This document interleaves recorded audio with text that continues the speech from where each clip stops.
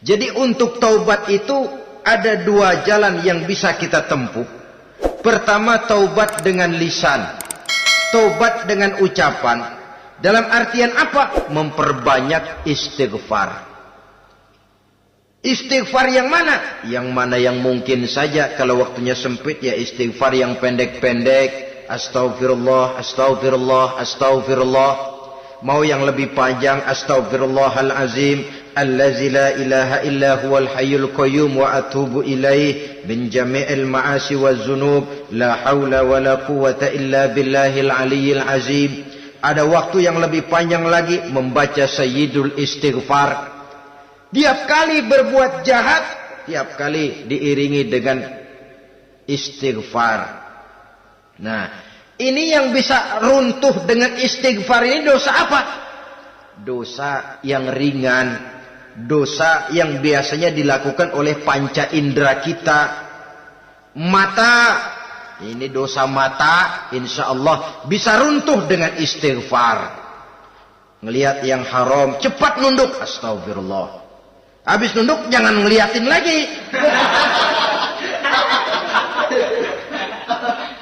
Kadang-kadang ngelihat nunduk istighfar, melotot lagi, istighfar lagi.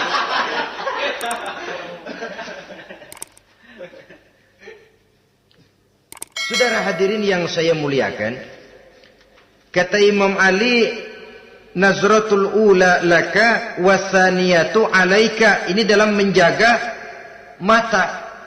Pandangan pertama rezekimu kelihatan, namanya kelihatan kan rezeki. Pandangan pertama rezekimu, ulangannya dosamu. Ulangannya ini yang bisa membawa dosa. Dosa karena lidah, mengucapkan kata-kata yang menyakitkan orang. Dengan istighfar insya Allah runtuh. Adapun dosa-dosa besar lainnya tentu harus dengan perbuatan. Tidak cukup dengan sekedar istighfar saja. Perbuatannya apa? Itulah seperti yang sudah saya sampaikan pada ciri-ciri orang yang bertaubat tadi. Oleh karenanya, beruntunglah kita masih diberikan umur oleh Allah. Sehingga segala dosa dan kesalahan yang kita lakukan, kita masih punya kesempatan untuk mengadakan pemutihan, bertaubat kepada Allah. Nah, apa kemudahan yang diberikan Allah kepada orang yang melazimkan istighfar di dalam hidupnya? Pertama kata Nabi, man lazimal istighfar, siapa orang yang melazimkan, membiasakan diri istighfar, diberikan keistimewaan oleh Allah. Pertama, ja'alallahu lahu min kulli dhiqin makhraja. Allah akan memberikan jalan keluar untuknya dari segala macam kesulitan. Hidup ini kan problem. Makin tinggi status sosial, makin banyak urusan. Urusan akan selesai apabila hidup di dunia selesai. Kita menyangka orang lain lebih enak dari kita, padahal tiap orang punya urusan. Yang namanya enak barangkali persis seperti pelangi biang lala itu. Tidak pernah di atas kepala kita, di atas kepala orang lain saja. Begitu kita memandang keenakan dalam hidup ini. Petani bilang pedagang enak, pedagang bilang petani enak. Tapi begitulah keenakan itu. Orang yang melazimkan istighfar, dia akan diberikan jalan keluar dari segala macam kesulitan. Menurut perhitungan otak, deadlock, buntu, tidak sanggup lagi, entah bisa terwujud dan terlaksana. Allah memberikan jalan keluar dari segala kesulitan. Saudara, kalau Allah sudah memberikan jalan keluar dari kesulitan, siapa lagi yang bisa bikin sulit kita? Kalau Allah yang memberikan jalan keluar, everything is running well katanya. Semua urusan bisa jalan dengan lancar. Tapi tanpa istighfar, jauh kita dari Allah. Jalan yang sudah lapang pun bisa jadi sempit.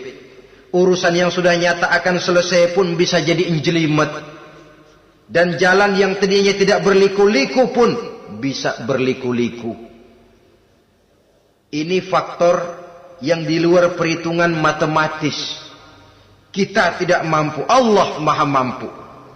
Menurut akal kita tidak mungkin. Kalau Allah mau, tidak ada yang tidak mungkin. Saudara-saudara, ini fasilitas pertama. Orang yang gemar istighfar diberikan jalan keluar dari segala macam kesulitan.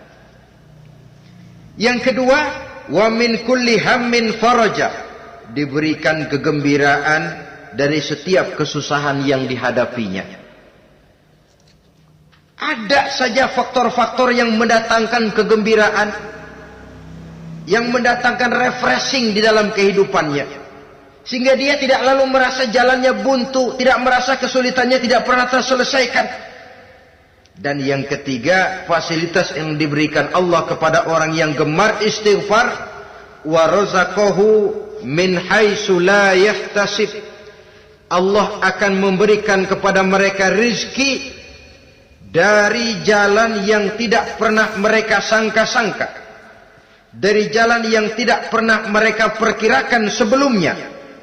Saudara-saudara kaum muslimin rahimakumullah, inilah fasilitas ketiga yang diberikan Allah kepada orang yang gemar istighfar. Rizkinya datang dari jalan yang tidak disangka-sangka. Sebab rizki ini juga termasuk hal gaib. Dan jangan lupa, ar-rizqu bimakna al-ata hissiyan kana au ma'nawiyan.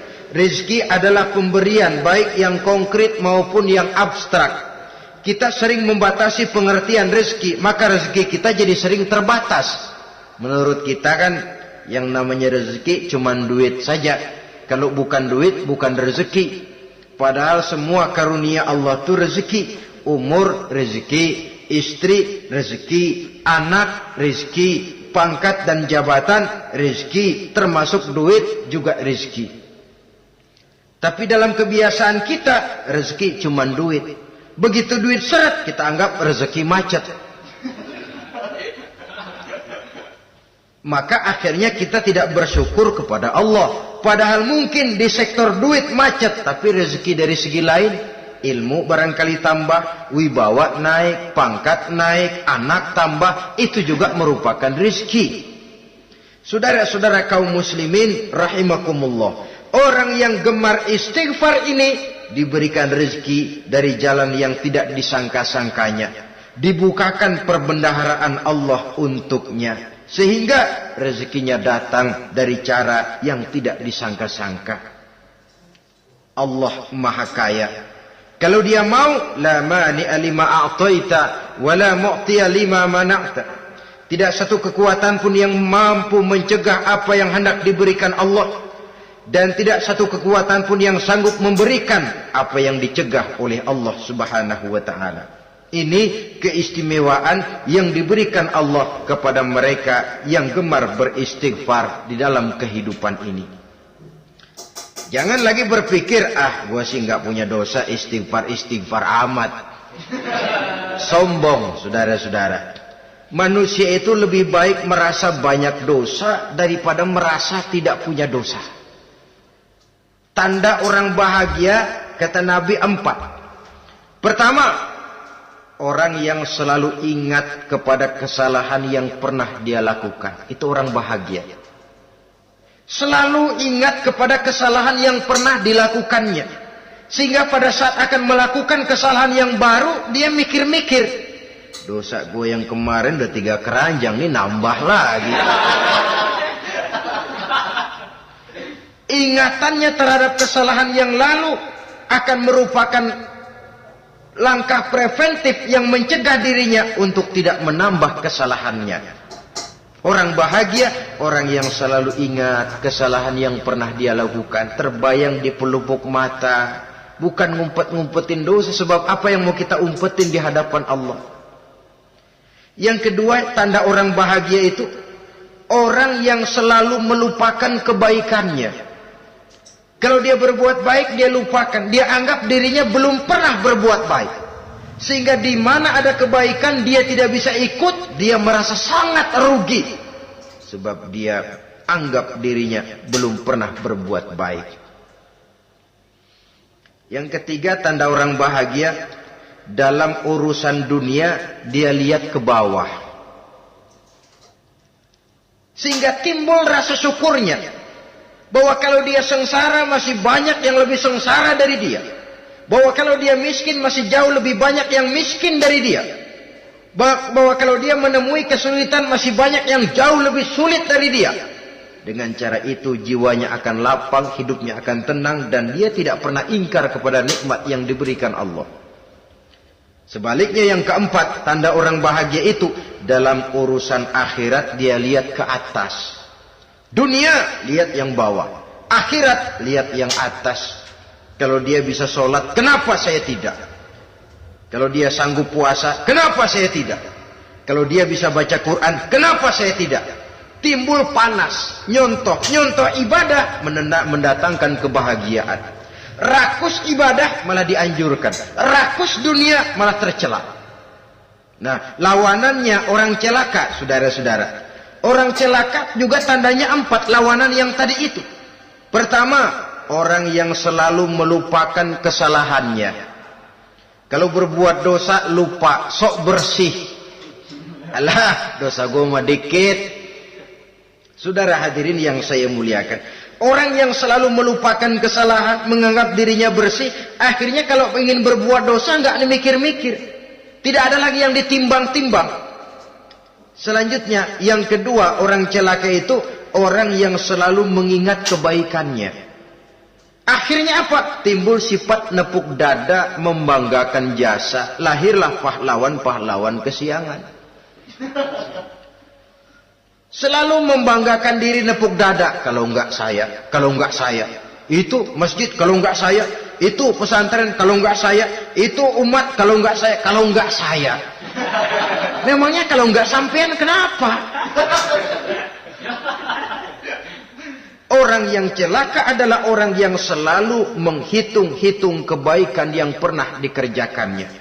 Keikhlasannya kurang, makin dia hitung, makin kurang nilai pahalanya. Makanya kalau berbuat baik, ya anggap saja buang sampah, gak usah ditengok-tengok, gak usah diingat-ingat, dan gak usah mengharap orang yang kita tempat berbuat baik akan membalas kebaikan.